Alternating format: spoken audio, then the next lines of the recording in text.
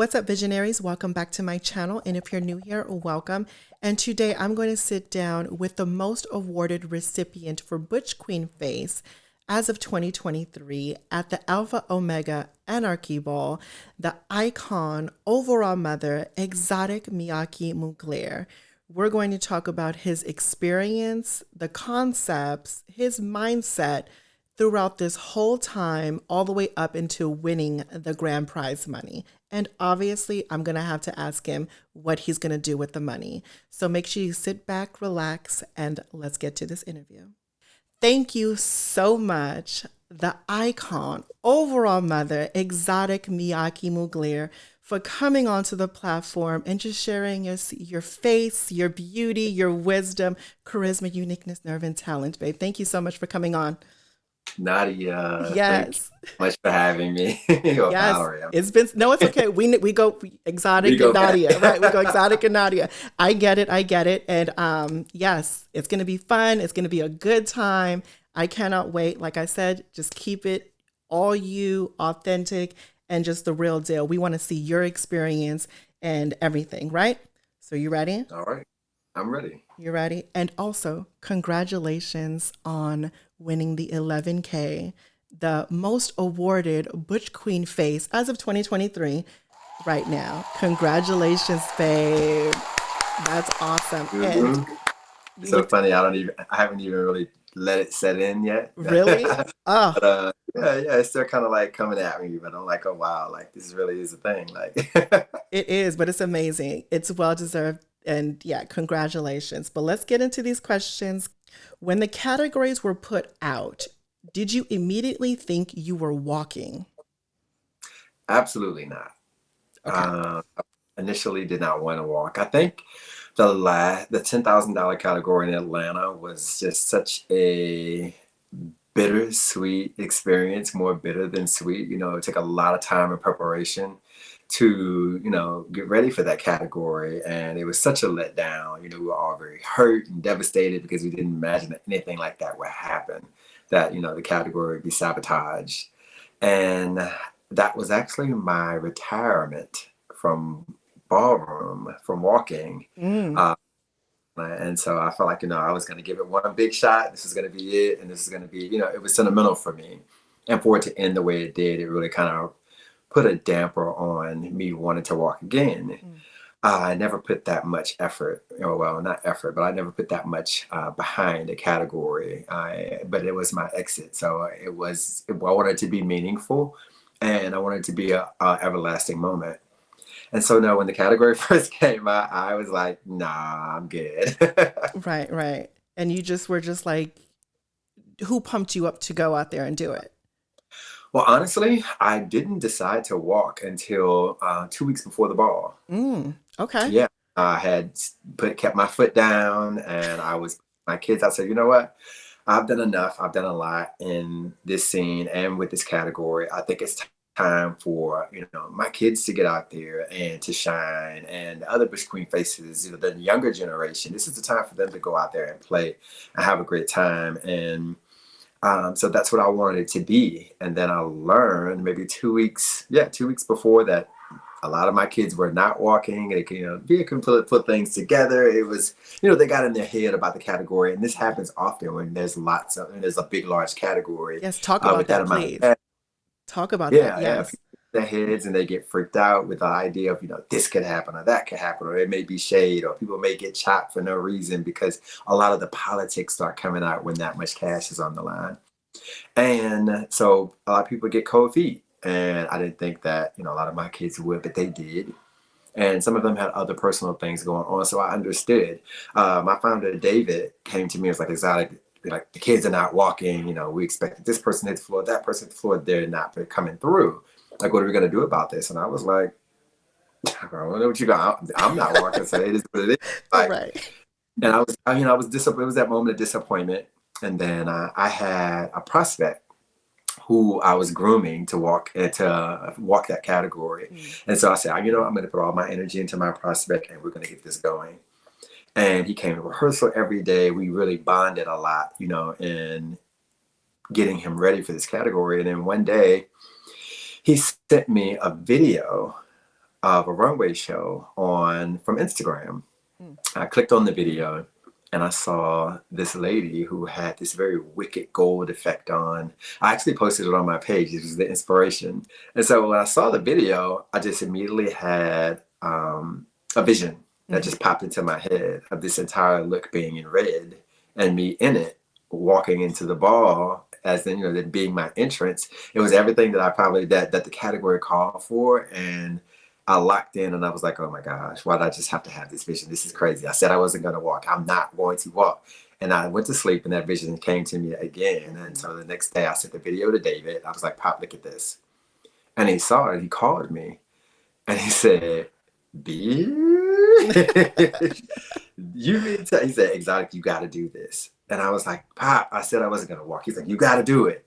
And I was like, okay, I think I can get it together. So I made some phone calls. I knew someone who could actually make ball gowns. Mm. He made one for my queen, Miss Renaissance Chastity, Ross Star, and for one of our walks. And so I knew that I had to connect. I could automatically get that together. So if I could find the fabric and put it together, it can happen. And so I locked into it and said, okay, get your girls up, get your bags ready. You finna get ready to hit the floor. Right. Okay. So that's how I ended up walking. Okay. No, that's awesome. That's awesome. We're definitely going to get into the details of your concept in a little bit later. But piggybacking off of the category, some people might get psyched out or for the grand prize and all the other stuff. So thoughts about the category description.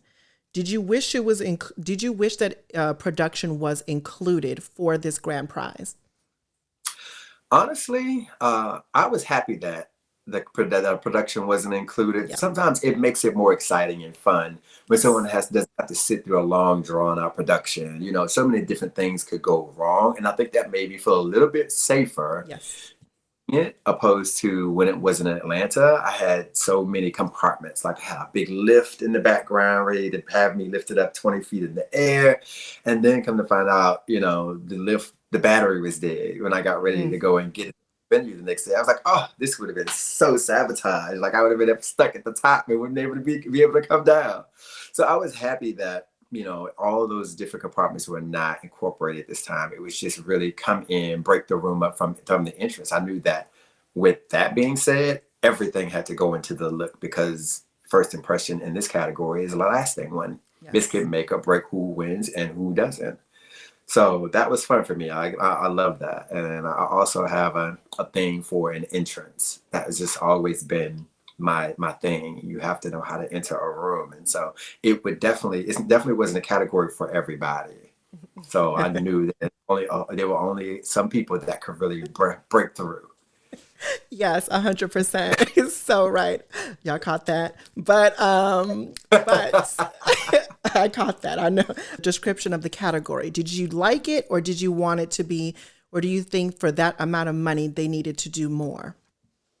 Well, you know what? For the description of the category, I didn't like it. Only because of certain words like the Luciferian, and it was very satanic. And I'm a very spiritual person, so I don't like to tap into those different things, but I am still a chameleon at the end of the day. I have to think of myself as an actor in this situation. Sometimes actors take on roles that they wouldn't necessarily feel they'd be comfortable in, but when they take them, they have to tap into who the character is in order to make it come to life. And I was like, this is just, think of it as a movie role, go for it and, bring it to life. Yeah, 100%. I will say this. Okay. The color was down my alley all day. All the way. All the way down your alley. Red is probably one of them. It's not a color I like, but it's a color that looks amazing on me. And I found that when I wore a red suit probably about 7 years ago to the Ebony Ball. And ever since then, I was like, okay, and everyone kept saying, red looks good on you. You should do this category. I was like, nah. But then when it came down to it, I was like, okay, it's in my favor. I like it. So let's break it down. Now let's talk about your concept. What was your inspiration and all the details that went along with it that people should know about? So my inspiration, it was a model. Her name was Deborah Bradshaw. And she was wearing Guo Pai's Elysium couture collection. The entire look was fabulous. It was so creepy. It was, if you imagine this in red, it was very wicked. and Mm, very satanic in a way. And I thought, oh, this would be great. This is a production without a production. 100%. So I took that and I ran with it. I went to the fabric store. I knew I needed something heavily textured. So I did a heavily textured red fabric with sequin Mm, incorporated in it for a little bit of shine. I know that we were restricted when it came to rhinestones. mm. And so I said, rhinestones had to be moderately incorporated. So I had to figure out what moderation was and how people would perceive moderation, because some people would chop you if they really don't understand what moderation means. It Yes. means too much, but not too little. So it had to be just the right amount, without, really straddling that fence. And so I went in that direction. I added around. I was gonna do it with no shirt on at all. It was just gonna be skin. Hmm. But then I realized that that took away from my face. And David always preached to me, make sure whatever you do that it plays up your face. That it's almost like your city face. Their face is the only thing that should be getting noticed, no matter how extravagant the effect is. So I did that. That's part of my formula. For those of you who don't know, now you do know. Okay. Okay. Yeah. So I said, whatever happens, I have to cover all of my skin as much as possible, because the only thing they need to see that is skin is my face. Mm. And I kept the long nails. That was a big part. What? Yeah, the long nails. I was like, at first I was gonna do them, but then Corey, who's who is the Atlanta chapter father, is like, oh, you should add the long nails. That's so dramatic, and it's kind of like what you did when you did the tie, and when you did the tie dancer effect back at the latex balls. I was like, yeah, I had fun with those, but I knew I could do a lot with that. The branches, I thought they were super wicked. It was exactly what the category called for. So I ordered a lot of branches, probably about 80 branches from Amazon, wire branches, so that they would move. I could bend them and Mm. shape them how I wanted to. Laid them all down, sprayed them red with red spray paint, and then adhesive them, put on fine red glitter, and then sealed them so that the glitter wouldn't come off. Because how glitter could be a Yeah, mess. it's a One touch of the mess. face, glitter everywhere. And so I had to be very careful with that. And then I hot glued everything to the corset. I had the ball gown made, bought the petticoat, to make sure it spread it out nicely. And it came together beautifully, literally in a week's time. Mm. And it's funny when I read back over the category, we really aim to hit everything on the nail. The category stated, bring an all red sickening effect, that would lead, a jaw dropping effect is what it said. And so Mm. I knew, what have I not done? I was like, I've never worn a dress before. So this would be left field. And I was like, this is perfect, because nobody else is going to think to wear a dress. So, Yeah. and another inspiration for it was Alexander McQueen. I have a big Alexander McQueen table book, and I go through it, and he has a lot of wicked effects in it. So I try to gear toward that and leave a lot of the flowers out and make it just more wicked. Mm. So it worked. It worked. It worked a lot. So now, what do you do to prep for walking a ball? Every face kid has their own routine. What is yours? What I do to prep for walking a ball. First, I get deeper to the category and to make sure I embody what the category is calling for. Then I get super nervous and freaked out. Yes, I get nervous before before a category, but this actually helped. It actually is to my favor. A lot of people think when they get nervous that they're freaking out or they're scared. No, you don't know what the outcome is going to be, but all of my nervousness and anxiety eventually turns into my alter ego. It fuels my alter ego. So once walk up to that stage, probably before I walk up to the stage, I transform Mm. into all of that anxiety transforms into somebody. I don't even know who it's going to be until I hit the floor. But prepping, of course, skincare routines are daily for me. It's simple. I don't use facial creams. I don't use moisturizers. My moisturizer is vitamin E. Mm. Mm-hmm. Well, that's the only thing my skin can take. Anything else will break me out. I use a hot washcloth in the morning, followed by a cold washcloth, and then I do vitamin E and maybe a vitamin C serum just to keep my skin tone balanced. I drink plenty of water. I worked out a lot because I had to get down to size. You're not the spring chickens no more. I had to like go Okay. off. And so just not drinking, making sure that I did everything I could to make sure that my skin and my face could look its best that day. Okay, the day has come. Were there any behind the scenes mishaps that happened that didn't go your way? Absolutely. There were plenty of a few Do things that tell, happened. do tell. Right.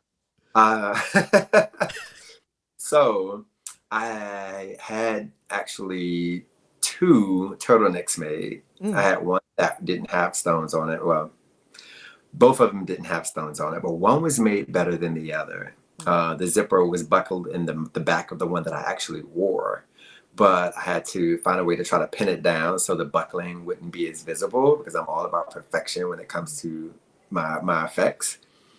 And but the reason why I had to wear that was because it was made where it covered most of my hands. Keep in mind, all the attention still had to be on my face. The other one stopped at the wrist, and you could see my whole hand with the nails. And when I sold it, it just took away from my face. Also, I bought probably about 4 yards of stoned rope and Mm-hmm. supposed to wrap around my neck, just like the video of the lady I just showed you. Mm-hmm. And David was like, I don't like it. I just feel like it does nothing for the look. And I was like, Pop, like I just spent all this money on this rope. And he was like, well, do you have any more rhinestones, like the kind I had speckled throughout my gown?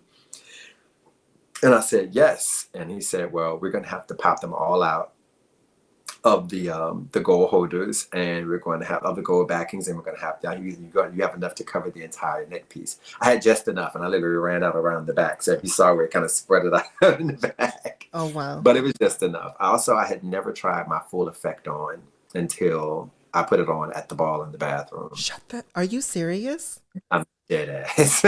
I had never put the whole thing.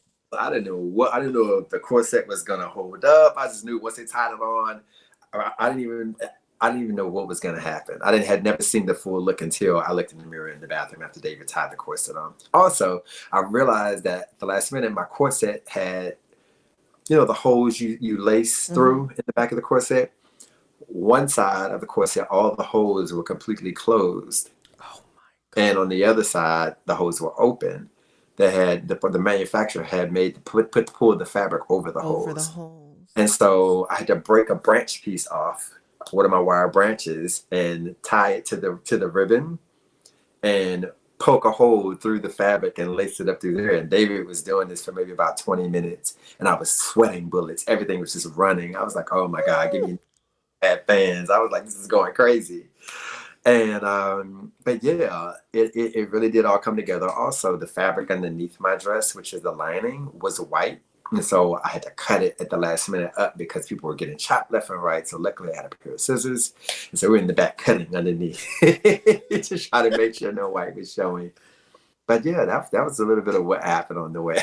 Yeah, I mean, and that's good because it really gives an outlook where, when they see you on stage, it looks like perfection, but they really don't realize all the ins and outs to when you actually are on that stage. And it just gives a bit of insight on, your experience. So thank you for sharing that. It's showtime. You're at the ball and you're ready to walk. What was going through your head mentally? And before you start that, let's take a look at it together. At this point, I was happy to make it up the steps without falling over my dress. Uh, right now, I am waiting for a reaction from the judges. I see tens, but I really want them to get up. I Mm. really want to break the room up. So then I pulled this move because I wasn't happy with what the Oh, judges wow. were This is what sealed the deal right there getting. to me. Get up, bitches. Y'all finna get up and clap. Y'all are gonna go crazy.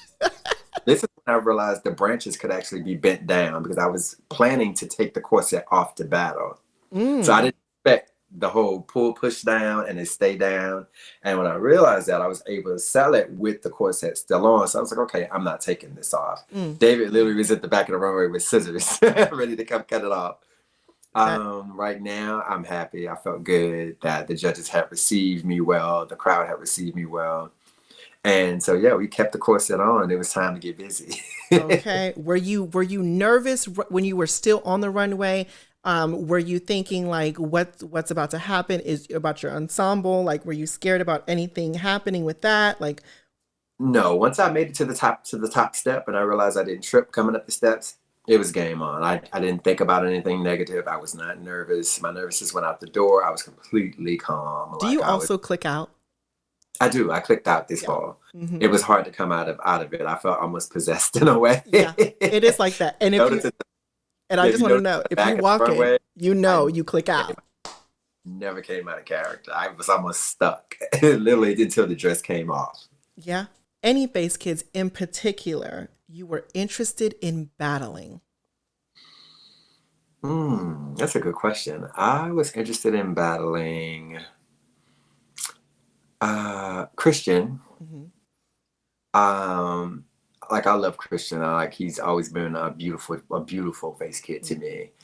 We never had our rematch after he beat me at the Balenciaga ball about 8 years ago.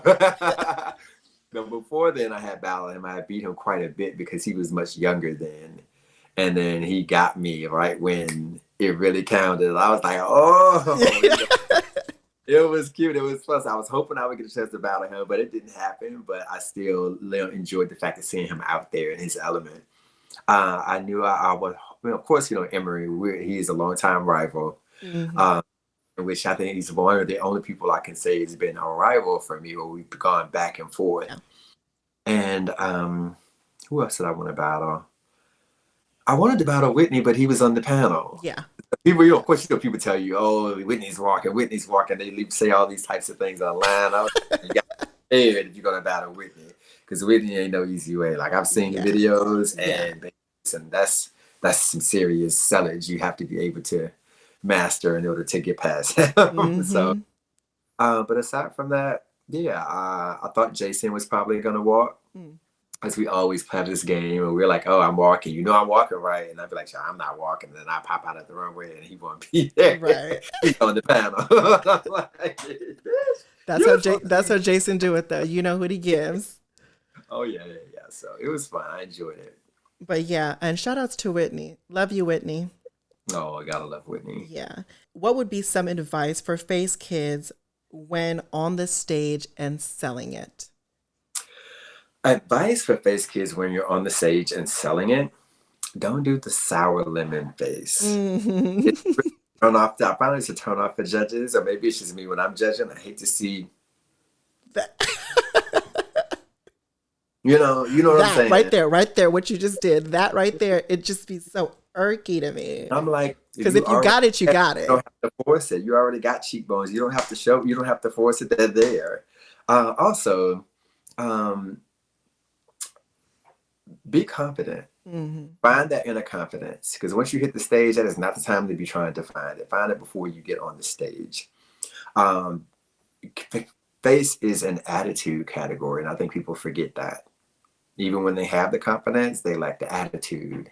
Mm. And attitude is what gives you that extra notch to be able to tap in. You know what I'm saying? Like you can be beautiful all day, but if another bitch come and she got the ooh la la, it's lights out for you. You don't care how sickening you are.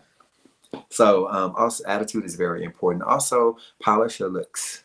Mm. Don't be afraid to try new things, but make sure it's polished. Make sure it looks good, Mm. and find someone that actually can something you can actually sell in that plays up your face. Mm.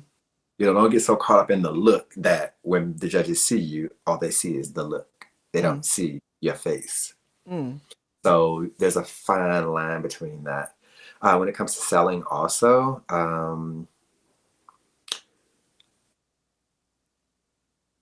this is more so for the new people, Mm. the beginners. Know where the votes start. Mm. Mm-hmm. A lot of people lose battles that way. They're like a deer with headlights. Mm-hmm. They don't know where to go or how to get there. And then while Miss Girl is down here getting the votes, you just staring into the light, looking down, not knowing what's going on, and you didn't got beat, and you still standing there wondering what happened. Pay attention. 100%. Pay attention to the judges. Make eye contact with them. Draw them in. Lock them in. Mm. Be flirtatious. It's okay. You know, Mm. this is an opportunity to show what you have. Judges will only see what you put on display. So if you have to give it, you have that one time to shine. If it's not enough, down the runway you're gonna go. So when the votes were counted and the winner of the 11K is you, what were you thinking? So at this very moment, what were you thinking? What was going through your head? I honestly I didn't even know I had one. You didn't. I You was was in the zone. You was I in the was zone. I was so far in that I didn't realize it until they started clapping and I heard grand prize because I wasn't even watching the votes at that time. I was so deep into that light and so in that trance Hmm. that it didn't really hit me. It was all the way down at the end of the runway, and Right. I was This still was a beautiful moment to me right here. that was so beautiful. You don't understand what that hug meant to me. Mm. Because Emery and Christian, we had started out together at the same Hmm. time walking. Los came maybe a couple of years after, but all three we have had our bonding moments, and for them to show that level of love and compassion after, even after not winning, it just made me feel like this is what ballroom is about. This is how ballroom was. You know what I'm saying? Where it wasn't just always about the win. They celebrated with me, and it was a win for us, is what it felt like, because we had never had the opportunity to compete on that level for that amount of cash on that type of platform. It was really beautiful. It really, really was. And shout out to Christian, Los, and Emery for that hug because I had been going through a lot before then. Y'all know I lost my dad, Yeah. and trying to learn this new life and this feeling like I'm this new person I still haven't been able to connect with. Mm. That hug meant more to me than just the ball. It Mm. was like hugging and embracing me even in all the stuff I had gone through before the ball. So it felt really good.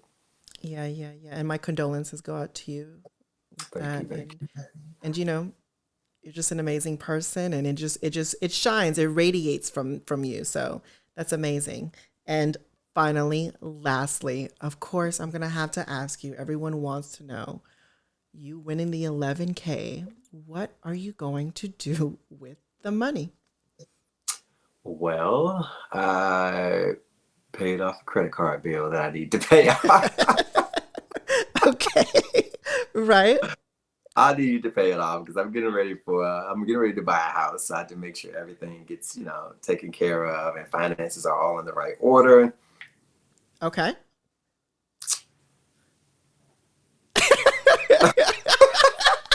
That's pretty much all I've done. I had to make these deposits in small amounts, as you know, if you make big deposits, like a whole big $11,000 cash deposit, the government will come running after you. Right, right, 100%. That's true. Right. Oh yeah, you're right. Anything over 9,999.99 cents. Anything above that, IRS Listen, is I after you. did three Mm. deposits separately. Okay. So we were good.